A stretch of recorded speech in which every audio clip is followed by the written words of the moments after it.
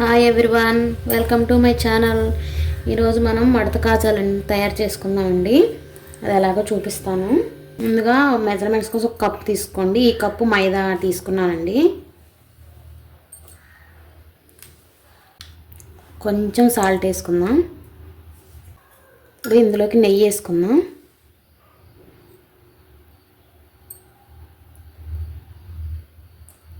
నేనైతే ఇలా చిన్న స్పూన్తో 4 స్పూన్లు వేసాను. ఇప్పుడు ఈ నెయ్యిని బాగా ఈ పిండికి నలుపుతూ ఇలా పట్టించాలి. పిండికి బాగా ఇలా రబ్ చేస్తూ పిండిని కలిపితే బాగుంటుంది, మంచిగా పట్టిద్ది. మీరు నెయ్యి ఇష్టం లేకపోతే నూనె అయినా వేసుకోవచ్చు. నూనె బాగా పట్టిన తర్వాత పిండి ఇలా అంటే ముద్ద అవ్వాలి. మనకి ఇలా ముద్ద అయ్యి ఇలా నిలబడింది అంటే మనకు నెయ్యి కానీ నూనె కానీ సరిపోయిందని అర్థం. ఇప్పుడు కొంచెం కొంచెం వాటర్ వేసి పిండి గట్టిగా కలుపుకోవాలి. వాటర్ ఒకేసారి వేసేయకండి, కొంచెం కొంచెం వేస్తూ కలపండి.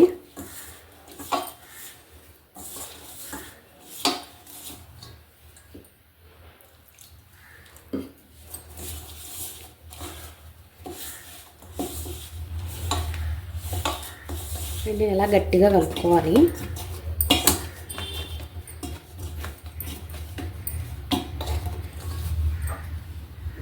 ఇప్పుడు ఈ పిండి ఆరిపోకుండా కొంచెం నెయ్యి వేసి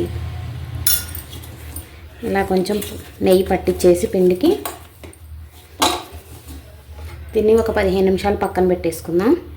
ఇప్పుడు 1 కప్పు పిండికి 1 కప్పు పంచదార అండి, 1 కప్పు వాటర్ వేసుకుందాం. ఇప్పుడు పంచదార కరిగే వరకు కలుపుకుందాం.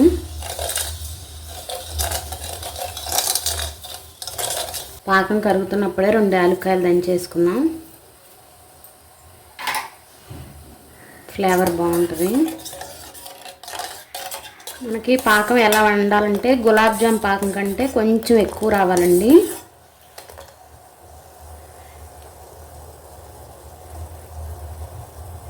ఇలా కొంచెం స్టిక్కీ అతుక్కుంటూ ఉండాలి, కానీ పాకం రాకూడదు.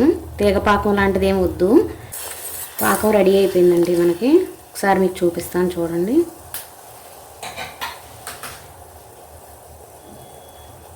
ఇలా వస్తే చాలు, ఇలా అతుక్కుంటుంది కదా చెయ్యి. గ్యాస్ ఆఫ్ చేసేద్దాం. ఇప్పుడు ఈ పాకాన్ని పక్కన పెట్టేసుకుందాం. మళ్ళీ ఒకసారి కలుపుకుందాం.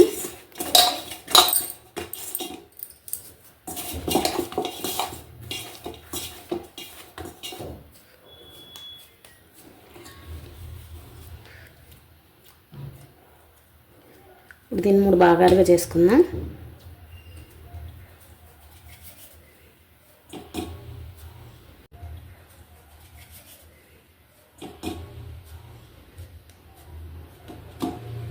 ఇప్పుడు కొంచెం మైదా చల్లుకొని వీటిని చపాతీలాగా చేసుకుందాం.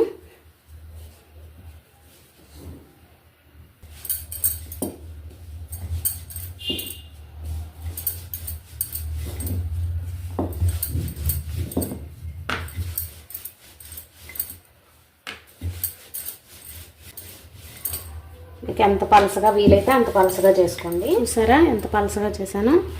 ఇలాగే అన్నీ చేసి పెట్టుకుందాం. ఇప్పుడు 3 చపాతీలు చేసుకున్నానండి ఇలాగే. ఇప్పుడు దీనిపైన కొంచెం కార్న్ఫ్లోర్ ఉంటే కార్న్ఫ్లోర్ వేసుకోండి, లేకపోతే మైదా వేసుకోండి.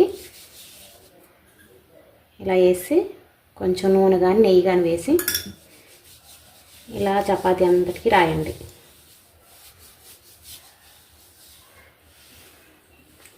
ఇప్పుడు ఇంకో చపాతీ దీనిపైన వేసుకుందాం.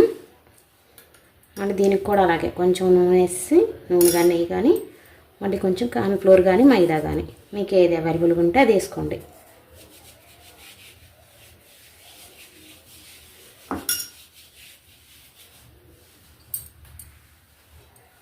దీనిపైన ఇంకో చపాతీ వేసుకుందాం.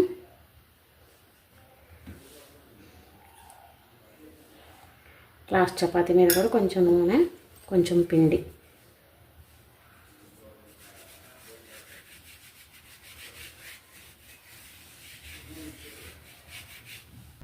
ఇలా వేసుకున్నాం కదా. ఇవి 3 కలిపి ఇప్పుడు కొంచెం గట్టిగా రోల్ చేసుకుందాం. ఇలాగ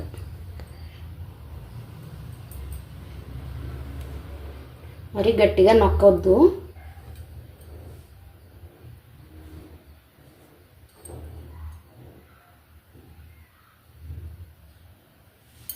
ఈ చివర్లో కొంచెం వాటర్తో తడి చేసుకుందాం ఇలాగా.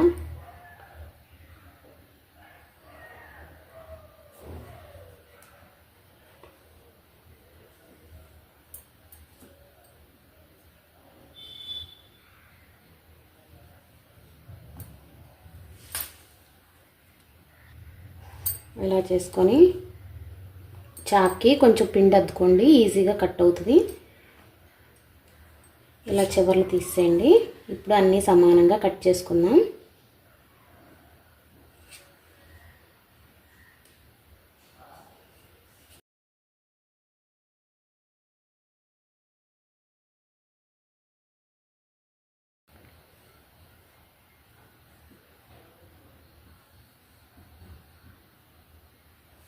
ఇప్పుడు ఇది ఒక్కొక్కటి తీసుకొని ఇలా ఏలుతోటి ఇలా నొక్కితే చాలండి.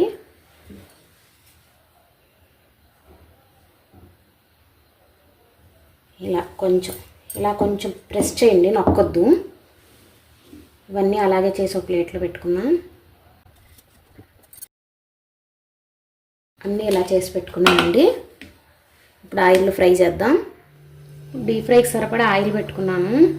ఎక్కువ వేడవ్వకూడదు, గోరువెచ్చగా అవ్వాలంతే.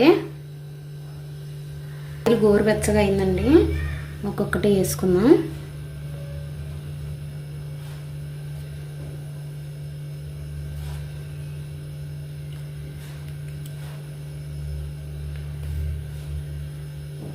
గ్యాస్ సిమ్లోనే ఉండాలండి.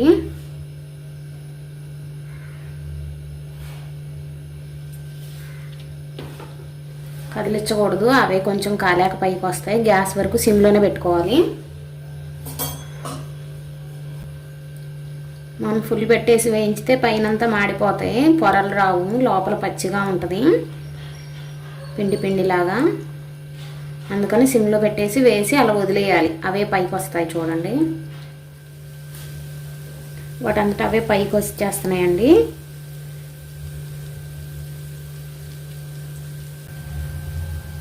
వాటంతటా అవే పైకి వచ్చాయి కదా. ఇప్పుడు మీడియం ఫ్లేమ్లో పెట్టుకొని కాల్చుకోవాలి. మీడియం ఫ్లేమ్లో పెట్టుకొని గోల్డెన్ బ్రౌన్ కలర్ వచ్చే వరకు రెండు వైపులా తిప్పుకుంటూ కాల్చాలి. కలర్ వస్తున్నాయండి ఇప్పుడే. రెండు వైపులా ఇలా తిప్పుకుంటూ కాల్చాలి.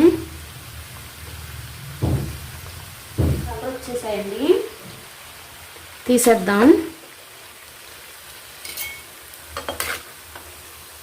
ఇలా గోల్డ్ కలర్ వచ్చే వరకు వేయించుకోవాలి.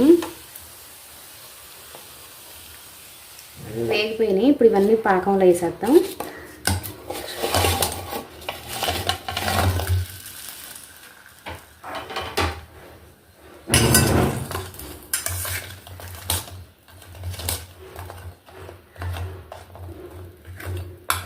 ఇలా ఒక 5 నిమిషాల నుంచి 10 నిమిషాల వరకు పాకంలో ఇలా ఉంచుకుందాం. నేనైతే ఒక 10 నిమిషాలు పాకంలో ఉంచి తీసానండి. కాజాలు రెడీ అయిపోయినాయి. ఎంత జ్యూసీ టేస్టీగా ఉండే పాకం గారెలు. చూసారా లోపల వరకు ఎలా పాకం పీల్చుకుందో, ఎలా పొరలు వస్తుందో చూసారా.